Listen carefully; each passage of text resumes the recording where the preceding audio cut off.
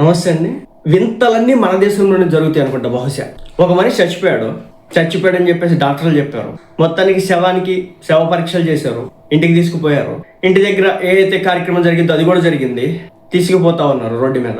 మొత్తానికి గుంట్లో పెట్టబోతున్నామో లేకపోతే తగలబెట్టబోతున్నామో అనే టైంలో ఒకసారి చూద్దాం ఉన్నాడో పోయాడని చెప్పేసి చూడగా ఒక వృద్ధుడు బ్రతికి బట్ట కట్టినాడు, గాలి పీలుస్తూ ఉన్నాడట ముక్కుతో.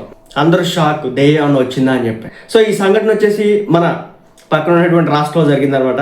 మరణించాడని భావించినటువంటి ఒక వృద్ధుడి అంత్యక్రియలకు తీసుకెళ్తుండగా మార్గ మధ్యలో శ్వాస ఆడడంతో అందరూ ఆశ్చర్యానికి గురై తిరిగి ఆసుపత్రికి వ్యక్తిని తీసుకెళ్ళడం జరిగిందనమాట.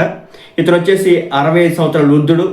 గత కొంతకాలంగా కిడ్నీ సంబంధిత సమస్యతో ఇతను బాధపడతానని చెప్పేసి కుటుంబ సభ్యులు చెప్తా ఉన్నారు. అక్కడ ఇన్ని హాస్పిటల్లో చేర్చగా వెంటిలేటర్ మీద ఉంచి చికిత్స అందించారట. అయితే ఆల్మోస్ట్ ఇంక చచ్చిపోయినాడు అని చెప్పేసి డాక్టర్లు చెప్పడంతో కుటుంబ సభ్యులు అతన్ని తీసుకుని ఇంటికి తీసుకొచ్చారట. ఆ తర్వాత శ్వాస ఆగిపోయింది అని చెప్పేసి డాక్టర్లు చెప్పినారు. ఇంటికి తీసుకెళ్లి అంత్యక్రియలు చేయడానికి ఏర్పాట్లు చేశారు.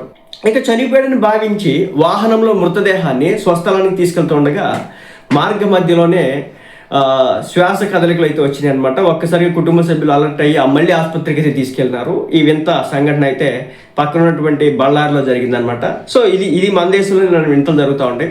ఇక్కడ మనిషి చచ్చిపోయాడని చెప్పేసి కన్ఫర్మ్ చేసుకున్న తర్వాత ఆ యొక్క శరీరాన్ని ఇవ్వాల్సి ఉంటుంది. కానీ మన వాళ్ళు అలా ఎవరన్నమాట. ఎప్పుడైతే వెంటిలేటర్ పీకేస్తారో అప్పుడే చచ్చిపోయాడని చెప్పేసి కన్ఫర్మ్ చేసి పంపిస్తూ ఉంటారు. అలాంటప్పుడు ఇలాంటి వింత ఘటనలు అయితే మనకు కనపడతా ఉంటాయి.